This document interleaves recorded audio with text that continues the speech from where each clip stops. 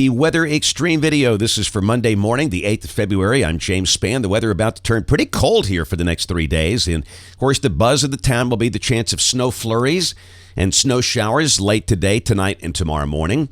What does it mean? Any impact? Let's go in there and check things out early this morning to start the day. Big trough over the eastern third of the United States. That will be the delivering mechanism for the colder air. And again, tomorrow we should stay in the 30s all day. It'll be a very cold day.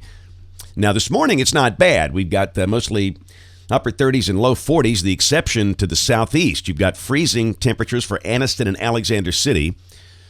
But during the day today, we'll see a high maybe close to 50, upper 40s before the really cold air gets in here. And up north, look at Minnesota and Iowa. That's the plunge of colder air that we will feel tomorrow. Now, not far away, we have winter weather advisories for the eastern part of Tennessee and extreme north Georgia. This includes Chattanooga, Knoxville, and then winter storm warnings for the Great Smoky Mountains, where they could see a lot of snow there. And if we expand it out, you can see those winter weather advisories go up into Kentucky, West Virginia, parts of Ohio and Pennsylvania. See some blizzard warnings for parts of Iowa and Minnesota. And it's going to be windy as well. The wind advisory could be required here, perhaps tonight and tomorrow. Now, the overall precipitation, not much. This is through Saturday morning. Really nothing for central and south Alabama. And the green you see there in northeast Alabama, that's for these snow flurries and snow showers late today, tonight, and tomorrow. We'll talk about that in detail. This is the expected snow for the next 60 hours across the nation, and this is coming from the National Digital Forecast Database. This is basically what the Weather Service offices are forecasting, and you can see that gray for North Alabama. That's just the light snow, and again, we'll discuss that here. In fact, let's go now. Here we go. Modeling the GFS. This is the 06E run at noon today. High amplitude, western ridge, eastern trough. And as the cold air advection begins, we might see a few rain showers today. Let's go to some of the high-resolution modeling. This is 9 o'clock this morning, and this is suggesting maybe a little band of rain showers popping up. So some of you might catch a raindrop or two this morning. This is this evening at 6 o'clock, and this is the high-res HER model. It's a very good high-grid resolution mesoscale model, and really it's not showing much. There may be a few little showers around, rain or snow showers, but this is suggesting it's certainly not going to be much. There's not much moisture available. This is tomorrow at noon, back to the GFS, and you can see the big cold air advection pattern developing for Alabama. It's going to be a windy, cold day. Winds averaging 12 to 25. And again, I think we stay in the 30s all day, and this is at noon. And again, somewhere these little streets of snow showers are going to set up, and where exactly they set up, we don't know. This is suggesting one could be setting up from Moulton down to Gadsden, and where you've got the little heavier streets like that of these snow showers, somebody might get the ground white. But understand, during the day tomorrow, we'll be in the upper 30s. It won't be at freezing and no impact at all. But somebody might get the ground white where the heavier snow showers form.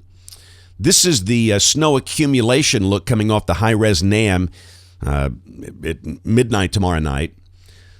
And again, understand, most of you, this will be a no-impact, no-accumulation event. But somewhere, somebody might get the ground white, and the better chance would be across high terrain of northeast Alabama. And by the ground white, I mean a quarter inch or something. And, we will be below freezing very early tomorrow morning. So we'll have to watch for any little spots that might be problematic. But generally speaking, this should be a very low impact, very low accumulation or no accumulation event. Here's the plume viewer coming off the short-range ensemble forecast, the SHREF, and got a couple of members. There's always some outliers. This is for Birmingham, by the way. Shows 7/10 of an inch. The mean shows under 1/10 of an inch. And again, just not a big deal. But we all know anytime there's one snowflake in the state, it becomes a big deal. So we'll keep an eye on the radar. And any precipitation should be over by tomorrow evening. And then Wednesday, we start the day pretty cold. We should be in the low 20s. And the high Wednesday should creep back up into the low 40s. Not exactly a warm day, but not as cold as tomorrow. These are the anomalies on Wednesday, and you can see temperatures pretty far below normal for the eastern U.S. Thursday morning might be the coldest morning, maybe some upper teens in spots and low 20s. But I think we get back in the 50s Thursday afternoon. Now, this is Friday. At this point, it looks dry. A little wave scoots by. We have seen other GFS runs that try and print little light precipitation, but the air just seems so dry, I don't think we need to mention anything here. And we could stay in the 40s all day. Looks a little colder. And then this is Saturday as the weekend begins. A new surge of cold air drops in from the north. That's a 1048 high. Very cold over Minnesota. Becomes windy and blustery. The day would be sunny, but the high would be around 40 if this is right. And Sunday morning could be pretty cold here. The GFS is printing a low of 19 for Birmingham with a high of 45. And look at the anomalies, and it's brutally cold over the Northeast. I mean, this is Valentine's Day. They are in the deep freeze. In fact, the entire eastern third of the country looks awfully cold. But again, for us, the weekend just looking cold and dry. And this is Monday, a week from today, the 15th.